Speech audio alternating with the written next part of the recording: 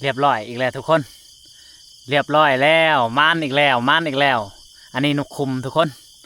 บ่าวสัญญาไปเยื่องแล้วก็จับเอาเลยนะบ่ฮู้ว่าลูกหรือแม่มันทุกคนหากสงสัยลูกมันเบิ่งนี่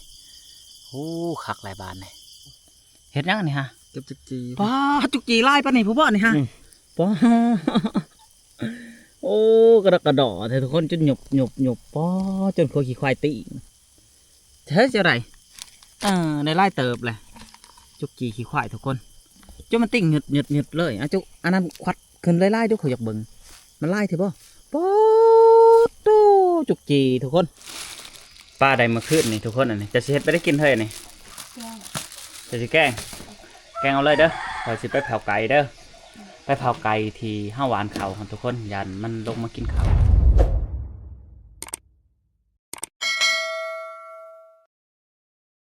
ทักทายสบายดีทุกคนทักทายสบายดียำขำๆนะเมื่อนี้บ่าวสัญญาก็สิได้ไปไต่ตาทุกคนก็คือเฮาสิไปใส่เบ็ดทุกคนเลยพูดแล้วไปใส่อยู่ไต่ฝนได้ยินข่าวว่าป้าขึ้นไล่ทุกคนเพราะว่าน้ำมันหลวงไปหลุนน้ำกันว่าสิได้หรือบ่ได้ปลาคอใหญ่ไปเมื่อนั้นได้ปลาคอตัวเดียวสู้บ่ลุงบ่ได้ทุกคนไปหลุนน้ำกันเลย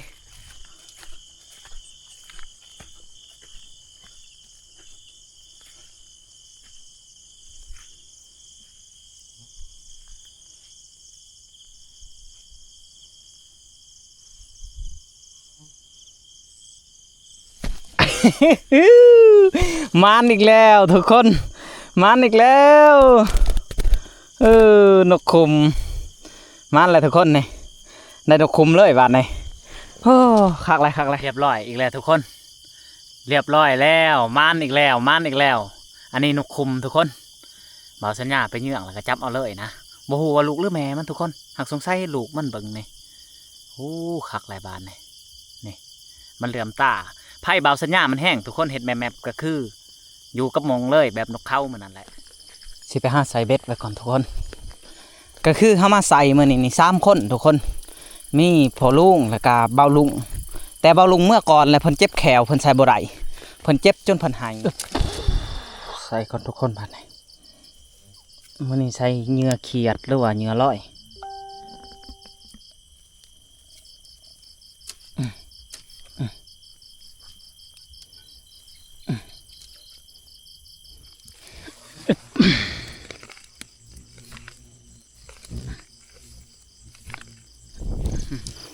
ยังอยู่10 ปลายลัง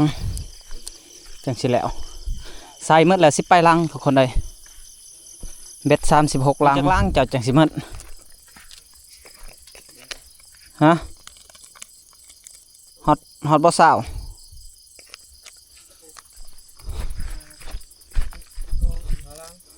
ยัง15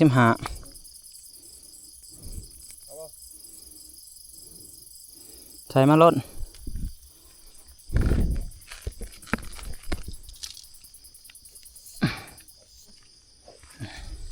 ใส่เหงื่อร้อยมันเหงื่อร้อยเลยทุกคนไม่แต่เหงื่อเขียดอย่างเดียวลังสุดท้ายผ่านนี่พูดได้แล้วทุกคนเลยพูดได้หมดเลยเหงื่อก็หมดเบ็ดก็หมดเรือลงเรียบบ่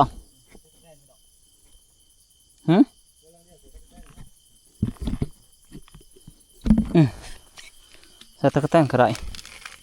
โอ้ยมงเสียบเลยทุกคน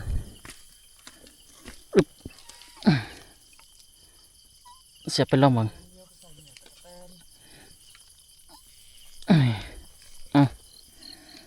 แล้วบ้านนี่ใส่เบ็ดแล้วก็มาดังไผ่ก่อนทุกคนก่อกองพื้นกองไผ่บางที่ก็สิอยู่ย่ำเลยพังบางสภาพนอนลุงดกเนาะสภาพมันบ่อำนวยกับเมื่อเพราะว่าบ่ลุงเมื่อแหละทุกคนเพิ่นเจ็บแขวเพิ่นว่าเพิ่นเจ็บแห้งเพิ่นเจ็บแห้งจนน้ำตาอยากไหล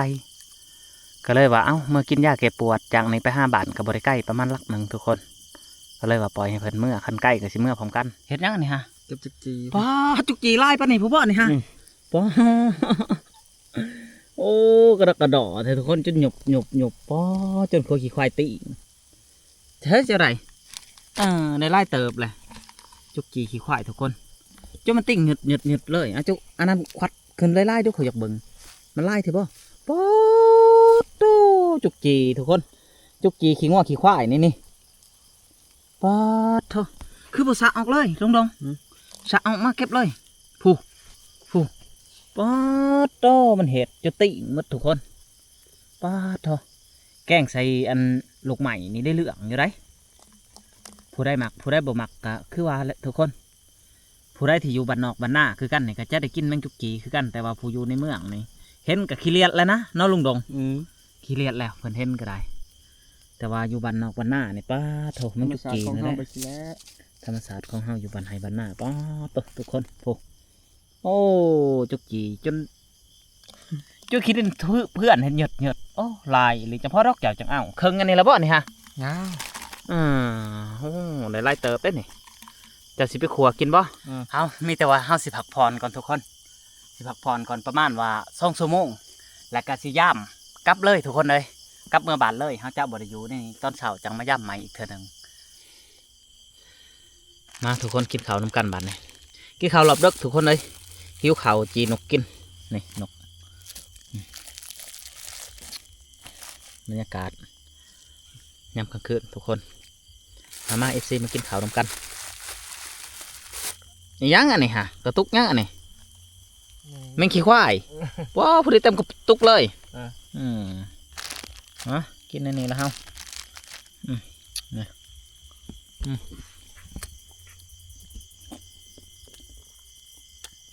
ขักเลยทุกคนเลย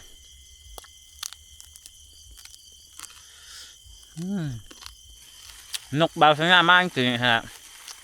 คันเมื่อเพื่อนเบอร์กินทุกคนเป็นจังหวัดเบอร์กิน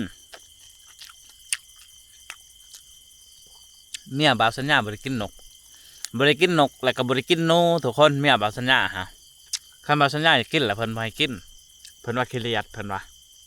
ก็เลยบริกินอีกอันนั้นแหละจังหวัดกินอยู่ป่าเลยของกินมันกระแสบอยู่ได้ทุกคนผักทุกคนจะว่าบอลุงในเมื่อแล้วเพิ่นเจ็บแขวเพิ่นว่า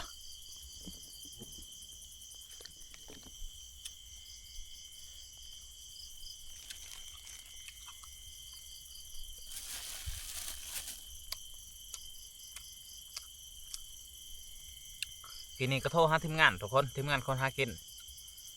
โทรหาพานทองแสเพิ่นว่ายิ่งบักถอกบักใหญ่หนึ่งทุกคนแต่บ่หลมเฮ้ยประมาณยังเพิ่นว่า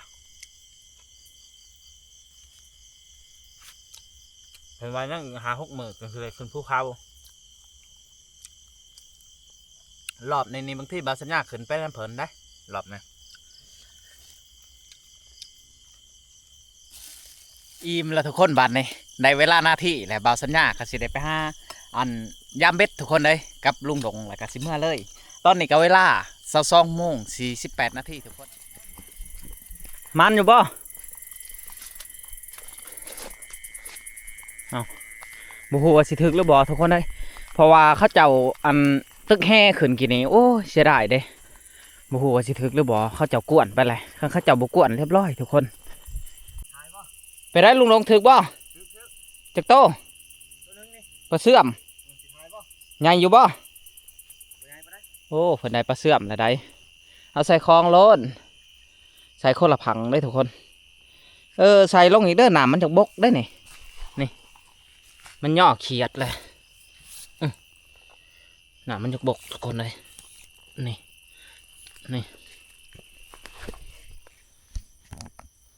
โอ้ทุกคนโอ้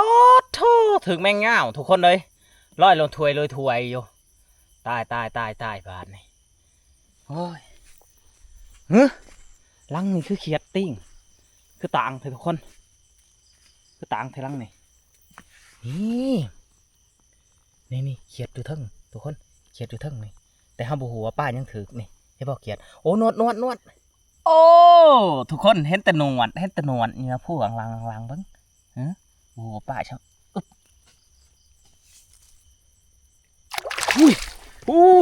ปกดทุกคนปกดปักใหญ่เลยมาแล้วทุกคนตัวปักใหญ่เลยปาโธ่มืดแม่ปกดเลยทุกคนเลยปาโธ่มาแล้วบานนี้มาแล้วมันอีกแล้ว1 แต้มทุกคนเอาแล้วถึกไม่ง่าวอีกแล้วยังว่าตายถึกแต่งูทุกคนอันนี้ไป ได้เจ้าเห็นอยู่ปะ อยู่นี่ ป้ายังนะ เสื่อมเสื่อม โอ้ปลาเสื่อมเหมือนกันนั่นหลุดบ่นะฮะโอ้เสียดายเด้ตัวบักใหญ่นึง ขึ้นแต่หึ่งก็ดีเลย โมมานไปได้ทุกคนเลยบ่าวสัญญาได้ป้าตัวเดียวทั้งลุงดงได้ชามที่เลือเหงื่อยังบ่ทันได้เมิดเพราะว่าเขาเจ้ามาตึกแห่นะทุกคนก็มันสิบ่ได้เขาเจ้ามาตึกแห่วันกี้นี่เขาเจ้าตองหนามเลยมันบ่ถือแบบสิและไม่แต่ว่า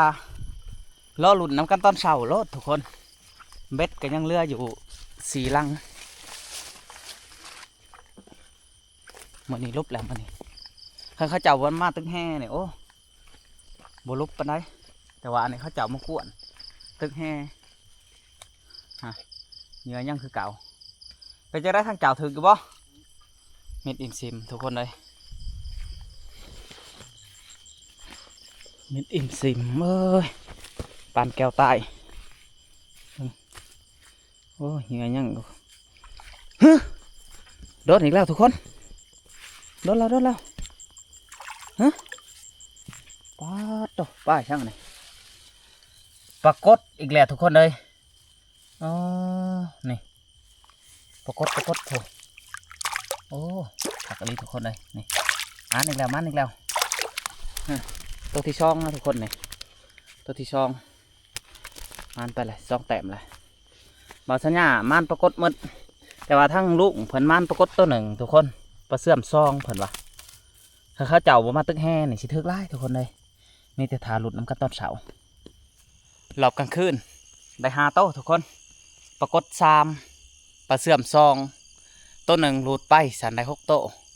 พอลุงเห็ดหลุดไปเบิ่งบ่าวสัญญาสิให้เบิ่งได้จักโต๊ะ5 โต๊ะ ยังยังล้างได้ตัวน่ะ ปัดของเจ้าบ่ได้นี่ฮะแม่ขายเต็มท้องเลยเนาะ 1 โต๊ะทุกคนนี่2ปลาเสื่อมนี่3นี่กับปลาเสื่อมนี่โอ้ตัวนี้ปรากฏในของบ่าวสัญญาทุกคนตัวใหญ่เลยปัด5 โต๊ะนี่ครับปรากฏผู้ที่ได้5 โต๊ะเนาะป้าหลุดออกจากเบ็ดเจ้าตัวหนึ่งป้ายังไงปลาเสื่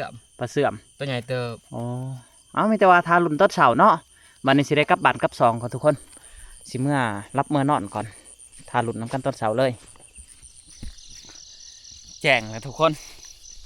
มาหลุนน้ำกันต้นเสาว่าสิมานหรือบ่มานมาแจ้งเลยบ้านเลย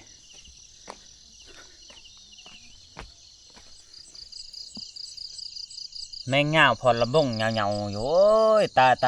ยแบบนี้ทุกคนช่างไปได้กินบาทนี่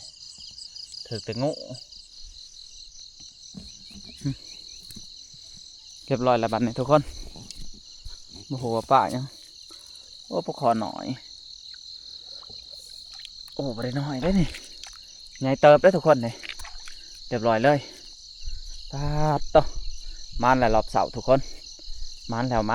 วเอาปลาคอเนี่ยเอาใส่คลองหน่อยถือของอันเดียวก็เพิ่นไปจักโต้ละเจ้า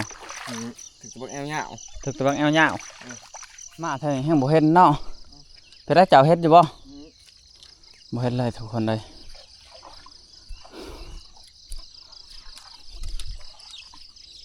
น้ำบ่หลวงนะถ้าน้ำหลวงเนี่ยมันถึกอันนี้น้ำบ่อยากหลวงไปได้ป้าบ่ถึกเบ็ดเจ้านะคือขาวๆงูบ่หรือป่าถึกงูอีกแล้วโอ้ป้าคือบ่ถึกแต่งูนี่ก็รับบ่ไหวคือกันแล้วเนาะลุงดวงถึกอีกแล้วทุกคนฮะถึกแล้วทั้งบ่าวสัญญาณถึกแต่งูทั้งเพิ่นถึกแล้วต้นหนึ่งหั่นเด้น้ำเผือดอยู่เบ็ดจะถึกแล้วเบ็ดเจ้าฮะบ่ฮู้ว่าถึกยังบ่ฮู้ว่าถึกป้ายช่างเห็นแต่หนวดแล้วปรากฏแท้ๆปอดตัวไงเลยเนาะก็หาเห็นหน้าเห็นตาควันมาอันเด้ผู้อยู่ป่าผู้เอาเยิ่มป้ายังถึกนะ ลาเสื่อม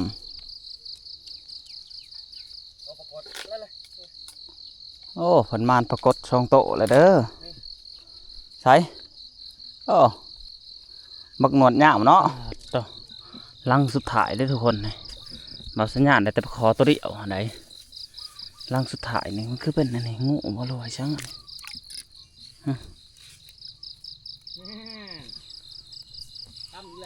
เจ้าหาไดใช่ไปยังแหละนะโอ้บักหนวดอีกเลยโอ้ มานเด้อเรายังนี่คลองหลุดโอ้หลุดเฉยเด้อคือรถอันนี้อันนี้เฮ้ยมันดึงเขียดลงอยู่พี่เลยทุกคน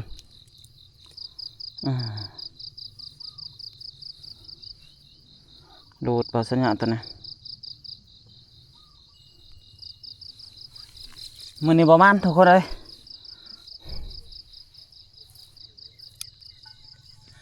พังทั้งบาวสัญญาประมาณทุกคนสู่ทั้งพังลุ่งบ่ไรทั้งพังลุ่งหันเห็นอยู่ไรทั้งนั้นติดดีอยู่เอาแหละพอได้แกงต้นเสาไม่แต่ว่าสิกลับบ้านเลยได้จากโต ได้ซีโต้ ชีโตเจ้าฮะ ทาม เปิดดูโอ้บ่ไรทุกคนได้มาเนี่ยลบเอ้ยไปได้เปิดคอมบ่ไรเขาเอาดูอยากเบิ่งตะเวนก็เริ่มเกิดเลยทุกคน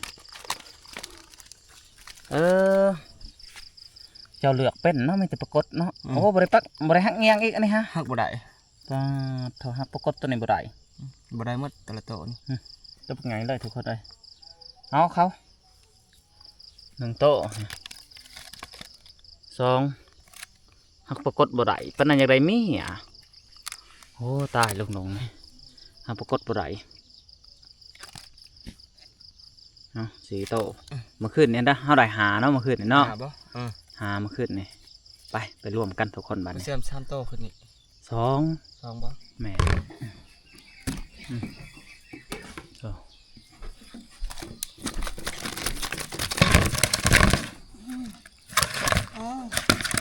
ยังบ่ได้ปัก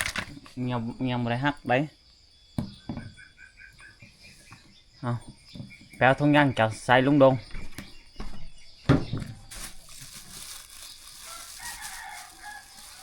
หรือว่าลุงดงเช้า3 โต๊ะนี่บ่อันนั้นห้าไว้แกงเลย3 โต๊ะตัวนี้ให้มาลุงตัวนี้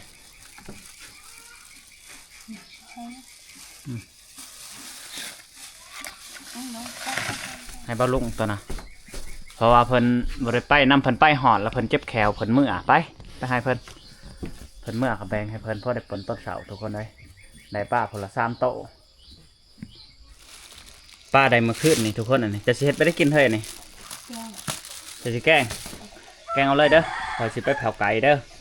ไปเผาไก่ที่ห้าหวานเขาทุกคนยันมันลงมากินเขานกกระลายปลุกใจน้ำนกไหนมันหมักเก็ด